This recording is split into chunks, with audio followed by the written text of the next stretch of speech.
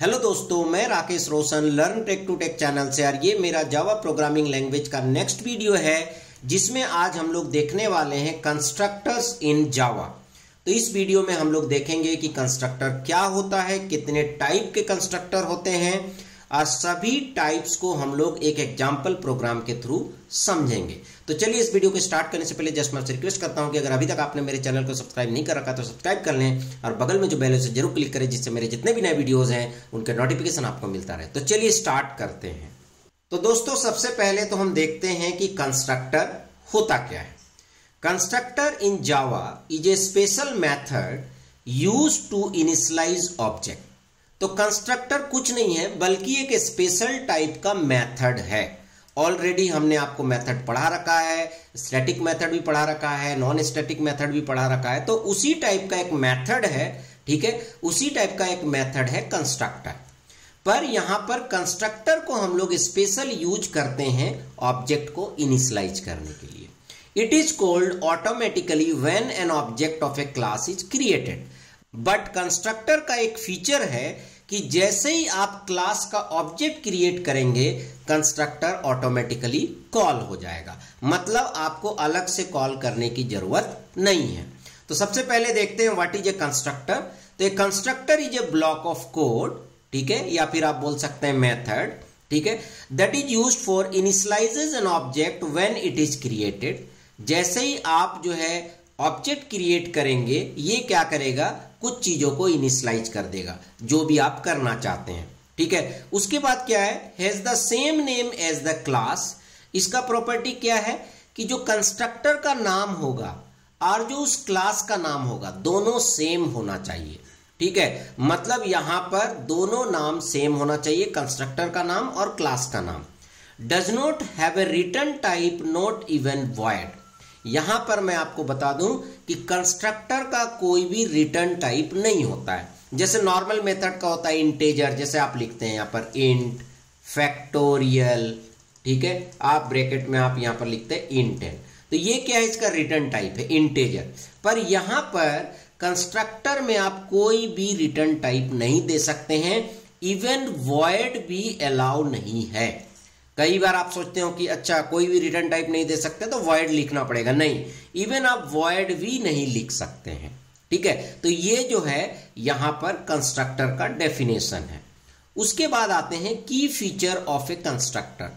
तो यहां पर भी लगभग वही सेम चीज है कि constructor has the same name as the class. It is invoked automatically when an object is created. It does not have an explicit return type. इसका कोई भी रिटर्न टाइप नहीं होता है, ठीक है, ये मैंने आपको बता रखा है। इट कैन बी ओवरलोडेड, मतलब कंस्ट्रक्टर को भी आप ओवरलोड कर सकते हैं। मतलब एक से ज्यादा कंस्ट्रक्टर आप बना सकते हैं अपने प्रोग्राम में, ठीक है, ये इसका कहना है। उसके बाद हम लोग देखते हैं टाइप ऑफ कंस्ट्रक्टर्स।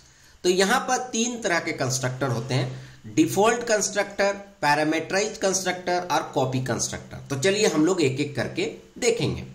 तो सबसे पहले देखते हैं default constructor. A default constructor is automatically provided by Java if no constructor is explicitly defined. मतलब यहां पर यह है कि अगर आप कोई कंस्ट्रक्टर नहीं भी बनाते हैं तो भी डिफॉल्ट कंस्ट्रक्टर जो है वो ऑटोमेटिकली आपको जावा प्रोवाइड करता है। It initialises object attributes with default values. तो जनरली हम लोग डिफॉल्ट कंस्ट्रक्टर को यूज करते हैं किसी भी ऑब्जेक्ट को इनिशियलाइज करने के लिए, किसी भी ऑब्जेक्ट के एट्रीब्यूट्स को इनिशियलाइज करने के लिए, ठीक है, या फिर आप बोल सकते हैं नॉर्मल लैंग्वेज में किसी भी वेरिएबल को इनिशियलाइज करने के लिए। जैसे यहां पर आप देख सकते हैं स्टूडेंट क्लास है, यहां पर दो वेरिएबल है नेम और एज। यहां पर हमने एक मेथड बनाया है स्टूडेंट। अब इसका नाम क्या है, क्लास के नाम के इक्वल है। इसका मतलब ये क्या है, सबसे पहला तो ये क्या है, कंस्ट्रक्टर है, ठीक है। अब यहां पर मैं क्या लिख रहा हूं, यहां पर नॉर्मल एक मैसेज दे रहा हूं डिफॉल्ट कंस्ट्रक्टर कोड, और यहां पर नेम को एक अननोन वैल्यू से इनिशियलाइज कर रहा हूं, एज को 0 से इनिशियलाइज कर रहा हूं। तो आपने देखा डिफॉल्ट कंस्ट्रक्टर का यूज हो रहा है इनिशियलाइजेशन के लिए। और उसके बाद जब हम डिस्प्ले मेथड कॉल करेंगे तो ये क्या करेगा, नेम की जगह अननोन प्रिंट करेगा और एज की जगह ये 0 प्रिंट करेगा।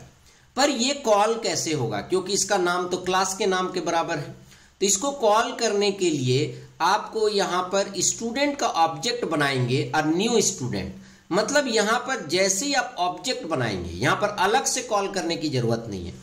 जैसे ही आप ऑब्जेक्ट बनाएंगे वो कंस्ट्रक्टर ऑटोमेटिकली कॉल हो जाएगा। उसके बाद अगर हम डिस्प्ले मेथड को कॉल करेंगे तो उसका रिजल्ट यहां पर डिस्प्ले होगा, अननोन और 0। ठीक है, तो चलिए इसको हम लोग प्रैक्टिकली करके देखते हैं। ठीक है, तो यहां पर मैं क्लास स्टूडेंट एक जो है क्लास बनाता हूं। ठीक है, यहां पर हम ले लेते हैं string name variable int age. ठीक है, और एक मैं यहां पर क्या बनाता हूं, कंस्ट्रक्टर। तो कंस्ट्रक्टर के लिए हमें नॉर्मल जो क्लास का नाम है वही लिखना है, पैरेंथेसिस ओपन क्लोज। अगर आपके कंस्ट्रक्टर में कोई भी पैरामीटर नहीं है तो इसका मतलब वो डिफॉल्ट कंस्ट्रक्टर है। तो ये हम क्या बना रहे हैं, डिफॉल्ट कंस्ट्रक्टर। अब यहां पर मैं थोड़ा सा मैसेज लिख दूंगा, प्रिंट एलन। ठीक है, डिफॉल्ट कंस्ट्रक्टर। ठीक है, और यहां पर मैं वैल्यू डाल देता हूं, नेम इक्वल टू, ठीक है, नल और एज इक्वल टू 0। ठीक है, ये हमने डाल दिया। अब एक हम डिस्प्ले मेथड बनाते हैं, वॉइड डिस्प्ले। ठीक है, इसमें कोई रिटर्न तो कुछ हो नहीं रहा है इसलिए हमने वॉइड लिखा है। ठीक है, और मैं लिखूंगा system dot out dot print LN, और यहां लिख दूंगा नेम, ठीक है, नेम प्लस एज और प्लस एज। ठीक है, ये हमने लिख दिया। यहां पर मैं क्या करता हूं, सेमीकोलन दे देता हूं। ठीक है, तो ये हो गया हमारा कंस्ट्रक्टर। तो आप देख सकते हैं ये स्टूडेंट जो है कंस्ट्रक्टर हो गया, क्योंकि इसका नाम जो है क्लास के नाम के इक्वल है। और यहां पर एक अलग सा मेथड बनाया है डिस्प्ले। ठीक है, अब यहां पर हम क्या करेंगे, स्टूडेंट का ऑब्जेक्ट बनाएंगे। अब यहां पर एक कर्ली ब्रैकेट और आएगा, तो स्टूडेंट, और मैंने बनाया s1 equal to new student. तो यहां पर आप देखिए मैं कोई भी मेथड कॉल नहीं कर रहा हूं, केवल मैंने स्टूडेंट का ऑब्जेक्ट बनाया और मैं लिखूंगा s1 डॉट डिस्प्ले। ठीक है, तो ये क्या करेगा कि जैसे ही हमने यहां पर ऑब्जेक्ट बनाया तो ये क्या करेगा, कॉल डिफॉल्ट कंस्ट्रक्टर ऑटोमेटिकली। तो ये क्या करेगा कि इसको ऑटोमेटिक कॉल कर लेगा। तो जैसे ही कॉल करेगा तो नेम का वैल्यू नल और एज का वैल्यू 0 हो जाएगा। तो चलिए देखते हैं रन करके। तो इसे मैंने रन करता हूं, तो आप देख सकते हैं डिफॉल्ट कंस्ट्रक्टर कॉल हुआ है, नेम के जगह नल है और एज के जगह 0 है। तो ये हो गया डिफॉल्ट कंस्ट्रक्टर। उसके बाद हम लोग देखते हैं पैरामीटराइज कंस्ट्रक्टर। तो चलिए सबसे पहले तो समझते हैं कि पैरामीटराइज कंस्ट्रक्टर होता क्या है। तो parameterize constructor allow passing values at the time of object creation. जैसे यहां पर आप देख रहे थे प्रोग्राम में कि जब हम ऑब्जेक्ट क्रिएट कर रहे हैं तो कोई भी पैरामीटर पास नहीं कर रहे हैं। बट पैरामीटराइज कंस्ट्रक्टर में आप क्या कर सकते हैं कि अगर आप कोई यहां पर ऑब्जेक्ट बना रहे हैं तो आप वैल्यू पास कर सकते हैं। जैसे यहां पर देखिए स्टूडेंट का मैं यहां पर ऑब्जेक्ट बना रहा हूं तो यहां पर वैल्यू पास कर रहा हूं। ठीक है, तो ये हो गया पैरामीटराइज कंस्ट्रक्टर। ये क्या हो गया, पैरामीटराइज कंस्ट्रक्टर। तो उसके लिए आपको, चूंकि कंस्ट्रक्टर है तो मेथड का नाम तो सेम होगा जो क्लास का नाम है। तो आप देख सकते हैं यहां स्टूडेंट है, ये भी स्टूडेंट है। अब यहां पर ब्रैकेट में आपको उन पैरामीटर्स को रिसीव करना होगा और उसे यहां पर नेम और एज में स्टोर करना होगा। तो ये कहलाएगा पैरामीटराइज कंस्ट्रक्टर। तो चलिए हम लोग क्या करते हैं, यहां पर प्रोग्राम में एक पैरामीटराइज कंस्ट्रक्टर बनाते हैं। जैसे हमने लिखा है स्टूडेंट s2 न्यू स्टूडेंट, और यहां पर मैं अपना नाम और यहां पर एज जो है पास कर रहा हूं। ठीक है, और यहां पर मैंने s2 डॉट डिस्प्ले लिखा। ठीक है, पर यहां पर हम पैरामीटराइज कंस्ट्रक्टर को कॉल तो कर रहे हैं पर यहां पर हमारे पास पैरामीटराइज कंस्ट्रक्टर तो है नहीं। तो मैं क्या करूंगा, एक और यहां पर कंस्ट्रक्टर बनाऊंगा, और चूंकि यहां पर मैं वैल्यू को पास कर रहा हूं, ठीक है, तो ऑब्वियसली यहां पर हमको रिसीव भी करना पड़ेगा। तो मैं लिखूंगा स्ट्रिंग str और इंट n, और यहां पर मैं मैसेज में लिख दूंगा पैरामीटराइज्ड कंस्ट्रक्टर, और नेम में हमारे पास आ जाएगा, क्या आ जाएगा, str, ठीक है, और यहां पर n आ जाएगा। तो यहां पर क्या होगा कि ये जो राकेश है वो राकेश स्टोर हो जाएगा नेम में, और 40 जो है वो स्टोर हो जाएगा एज में। तो ये हमारा पैरामीटराइज कंस्ट्रक्टर हो गया।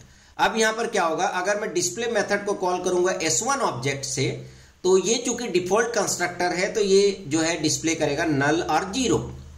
पर अगर मैं यहां डिस्प्ले मेथड कॉल करूंगा s2 से, तो ये डिस्प्ले करेगा राकेश और 40, क्योंकि ये पैरामीटराइज कंस्ट्रक्टर है, ये इस वाले मेथड को कॉल करेगा।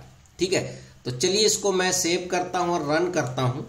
तो आप देख सकते हैं पहले डिफॉल्ट कंस्ट्रक्टर कॉल हो रहा है, उसके बाद पैरामीटराइज कंस्ट्रक्टर कॉल हो रहा है। ठीक है, तो यहां पर एक चीज आप देखेंगे कि पहले ये डिफॉल्ट कंस्ट्रक्टर और पैरामीटराइज कंस्ट्रक्टर ये दोनों में जो है मैसेज शो कर रहा है, और उसके बाद तब आ रहा है नेम नल एज 0, और उसके बाद आ रहा है नेम राकेश एज 40। ठीक है, तो इस तरीके से ये डिस्प्ले मेथड क्या कर रहा है, इसको डिस्प्ले कर रहा है। ठीक है, चूंकि यहां पर मैंने डिस्प्ले मेथड बाद में कॉल किया है दोनों को, इसलिए दोनों डेटा बाद में आ रहा है और पहले ये मैसेज आ जा रहा है डिफॉल्ट कंस्ट्रक्टर और पैरामीटराइज कंस्ट्रक्टर। ठीक है, तो इस तरह से आपने देखा कि कैसे पैरामीटराइज कंस्ट्रक्टर काम करता है। तो यहां पर ये बहुत ही इजी है, मतलब अगर आप कोई पैरामीटर पास नहीं कर रहे हैं तो वो डिफॉल्ट कंस्ट्रक्टर है, और अगर आप कोई पैरामीटर पास कर रहे हैं ऑब्जेक्ट क्रिएट के समय में तो उसे बोलते हैं पैरामीटराइज कंस्ट्रक्टर। अब हम लोग देखते हैं कॉपी कंस्ट्रक्टर। तो चलिए सबसे पहले तो देखते हैं कॉपी कंस्ट्रक्टर होता क्या है। ए copy constructor creates a new object by कॉपिंग an existing object. तो यहां पर क्या होता है, कॉपी कंस्ट्रक्टर क्या करता है कि एक नया ऑब्जेक्ट बनाता है, बट उसका जो वैल्यू होता है, उसका जो इंफॉर्मेशन होता है वो किसी एग्जिस्टिंग ऑब्जेक्ट से कॉपी करता है। इसी को बोला जाता है कॉपी कंस्ट्रक्टर। मतलब कहने का मतलब ये है कि जैसे S2 एक ऑब्जेक्ट है और उसमें सपोज दैट कि कोई डेटा ऑलरेडी अवेलेबल है, आप चाहते हैं हम एक नया ऑब्जेक्ट बनाए S3 और उसमें ये डेटा को कॉपी मार ले, तो इसे बोला जाता है कॉपी कंस्ट्रक्टर। तो ये काम हम कॉपी कंस्ट्रक्टर के थ्रू कर सकते हैं। जैसे यहां पर आप देख सकते हैं क्लास स्टूडेंट है, यहां एक पैरामीटराइज कंस्ट्रक्टर है, तो ऑब्वियसली यहां पर हमने कुछ डेटा डाला होगा। ठीक है, और यहां पर एक कॉपी कंस्ट्रक्टर है। कॉपी कंस्ट्रक्टर का जो पैरामीटर होता है वो आपका क्लास का ही ऑब्जेक्ट होता है, ये ध्यान रखिएगा। कॉपी कंस्ट्रक्टर का जो पैरामीटर होगा वो नॉर्मल पैरामीटर नहीं होगा, जैसे स्ट्रिंग इंट ये सब नहीं होगा। वो क्या होगा कि उसी क्लास का ऑब्जेक्ट होगा। इसलिए आप देख सकते हैं स्टूडेंट लिखा है और इसका पैरामीटर भी स्टूडेंट का ही ऑब्जेक्ट है।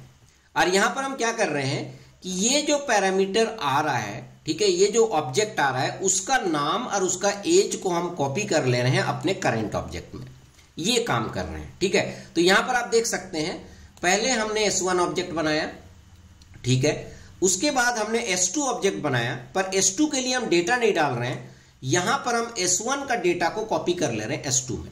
तो इसको लिखने का क्या तरीका है, student S2 equal to new student, और यहां पर पैरामीटर में मैं क्या करूंगा, स्टूडेंट का ही वो वाला ऑब्जेक्ट पास करूंगा जिस ऑब्जेक्ट का डेटा को हमको कॉपी करना है S2 में। ठीक है, तो चलिए देखते हैं। तो ये वाला ही प्रोग्राम हम बनाते हैं। तो यहां पर हम क्या करते हैं, एक और ऑब्जेक्ट बनाते हैं S3, और S3 में हम क्या करेंगे, S2 का डेटा को कॉपी मारेंगे। ठीक है, S2 का डेटा को कॉपी मारेंगे। तो ये हमने लिख दिया student S3 new student S2, but केवल इतना लिखने से काम नहीं चलेगा, और यहां पर मुझे S3 डिस्प्ले भी करना हो ताकि हम देखेंगे कॉपी हुआ है कि नहीं हुआ है। पर इतने से काम नहीं चलेगा, हमें एक कॉपी कंस्ट्रक्टर का मेथड भी बनाना पड़ेगा। तो यहां पर हम लिखते हैं स्टूडेंट, फिर ब्रैकेट में लिखते हैं स्टूडेंट S। अब यहां पर हम क्या करते हैं कि name equal to S dot name. ठीक है, मतलब यहां पर जो S2 का नेम है, S2 का जो नेम है उसको कॉपी कर ले रहे हैं S3 में, और उसके बाद हम लिखते हैं age equal to S dot as.